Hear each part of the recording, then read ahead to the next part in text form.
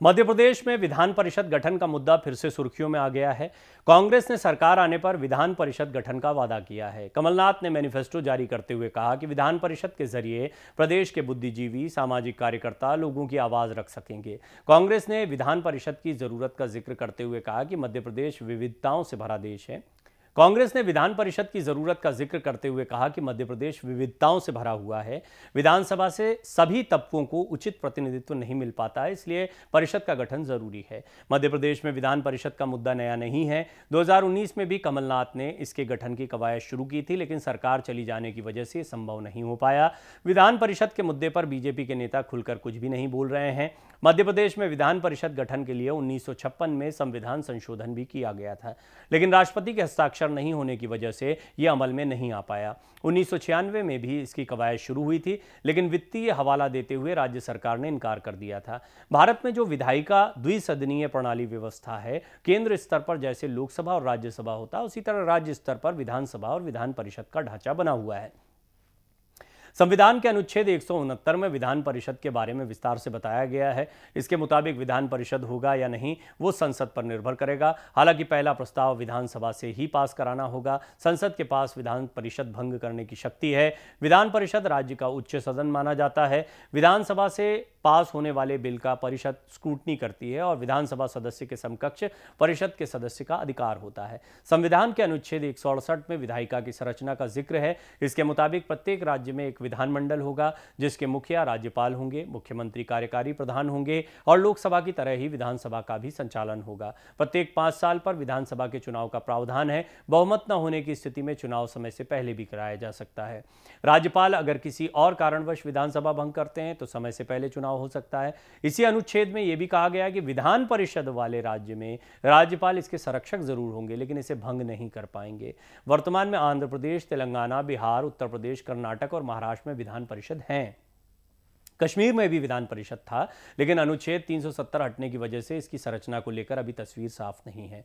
संविधान के अनुच्छेद 171 के मुताबिक किसी राज्य में अगर विधान परिषद का गठन करना है तो सबसे पहले विधानसभा से एक प्रस्ताव पास कराना होगा। इसके बाद राज्य इस प्रस्ताव को केंद्र के पास भेजता है। जरूरत पड़ने पर केंद्रीय कैबिनेट इसकी समीक्षा करता है। केंद्र प्रस्ताव को लोकसभा और राज्यसभा से पास कराता है। इसके लिए केंद्र को कम से कम 2/3 बहुमत की जरूरत होती है। केंद्र से प्रस्ताव पास होने के बाद यह राष्ट्रपति के पास जाता है। राष्ट्रपति से मुहर लगने के बाद यह अमल में आ जाता है। इसके बाद सामान्य प्रशासन विभाग और विधायी विभाग मिलकर आगे की प्रक्रिया पूर्ण करता है। संविधान के अनुच्छेद 171 में विधान परिषद के सदस्यों के बारे में बताया गया है। इसके मुताबिक विधान परिषद का अगर गठन होता है तो न्यूनतम उसमें 40 सदस्यों का होना जरूरी है। हालांकि 2019 तक कश्मीर के विधान परिषद में सिर्फ 36 सदस्य थे। अधिकतम सदस्यों को लेकर भी विशेष नियमों का प्रावधान है। विधानसभा के कुल सदस्यों की 1/3 संख्या जितनी होगी, परिषद की अधिकतम संख्या भी उतनी ही होनी चाहिए। इसे उदाहरण से समझिए। मध्य प्रदेश विधानसभा में कुल सदस्य 230 हैं। अगर यहां विधान परिषद का गठन होता है तो न्यूनतम 40 और अधिकतम 76 सदस्य हो सकते हैं। परिषद के कुल सदस्यों का 1/3 सदस्य राज्य के विधायकों द्वारा चुने जाते हैं। परिषद के 1/3 सदस्य स्थानीय निकायों के प्रतिनिधियों द्वारा चुने जाते हैं। विधान परिषद के 1/12 सदस्यों का निर्वाचन 3 वर्ष से अध्यापन कर रहे लोग चुनते हैं और इतना ही हिस्सा जो है इन सदस्यों को राज्य में रह रहे 3 वर्ष पहले स्नातक की डिग्री हासिल कर चुके अभ्यर्थी निर्वाचित करते हैं। शेष सदस्यों का नामांकन राज्यपाल द्वारा उन लोगों के बीच में किया जाता है। सरकार नामों की सिफारिश करती है जिनकी। मध्य प्रदेश सरकार के मुताबिक अभी 230 सीटों वाले विधानसभा पर सालाना 40 करोड़ रुपए खर्च आता है। अगर मध्य प्रदेश में 76 सीटों वाला विधान परिषद का गठन होता है तो उसमें करीब 13 करोड़ रुपए का खर्च सालाना आ सकता है। जानकारों का मानना है कि विधान परिषद की शुरुआत में 40 करोड़ रुपए का अतिरिक्त खर्च हो सकता है, जो सुरक्षा, नियुक्ति, इंफ्रास्ट्रक्चर आदि के लिए खर्च होगा। इस तरह से देखा जाए तो गठन के लिए कम से कम करीब 50 करोड़ रुपए की जरूरत होगी। राजनीतिक जानकारों के मुताबिक परिषद के गठन की अहमियत 2 सवालों से समझी जा सकती है। पहला, क्या इसमें आम नागरिकों को फायदा होगा? इस सवाल का जवाब है नहीं। इसके पीछे 3 तर्क हैं। फेडरल स्ट्रक्चर में राज्य के पास कानून बनाने का सीमित अधिकार है। राज्य सार्वजनिक स्वास्थ्य, पुलिस, वन, स्वास्थ्य जैसे विषयों पर ही कानून बना सकते हैं। मध्य प्रदेश में वन जैसे विभाग का कानून बनाना भी आसान नहीं है।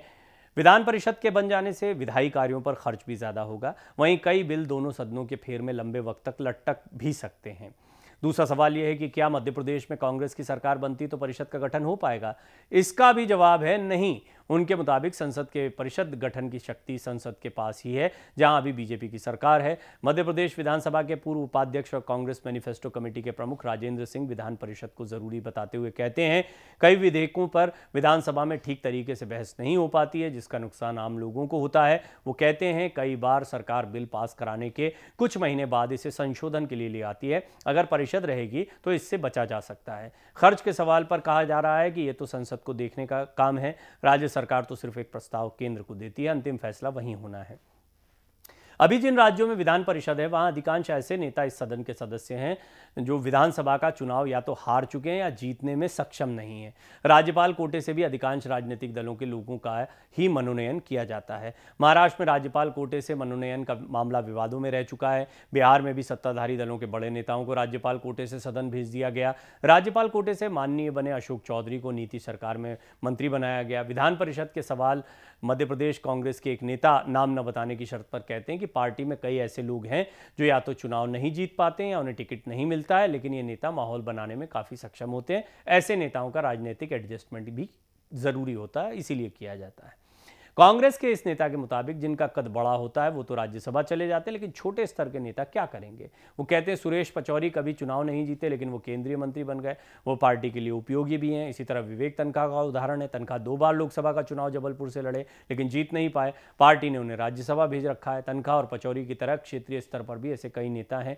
कमलनाथ ये जानते हैं, इसलिए परिषद बनाने पर जोर दे रहे हैं। हालांकि मैनिफेस्टो कमेटी के प्रमुख राजेंद्र सिंह ऐसा नहीं मानते हैं। वो कहते हैं, परिषद में बहुत कम सदस्य ही ऐसे होते हैं जो मनोनयन से आते हैं, अधिकांश का चुनाव ही होता है। तो ये कहना कि कांग्रेस नेताओं को फिट करने के लिए किया जा रहा है, सही नहीं है।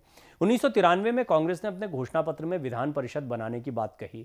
इस चुनाव में कांग्रेस को जीत मिली और दिग्विजय सिंह मुख्यमंत्री बने, लेकिन यह मुद्दा ठंडे बस्ते में चला गया। 1998 में कांग्रेस ने इसे फिर अपने मैनिफेस्टो में शामिल किया। नया विधानसभा भवन बनने का जब प्रस्ताव पास हुआ तो उसमें परिषद के लिए भी हॉल बनाया गया।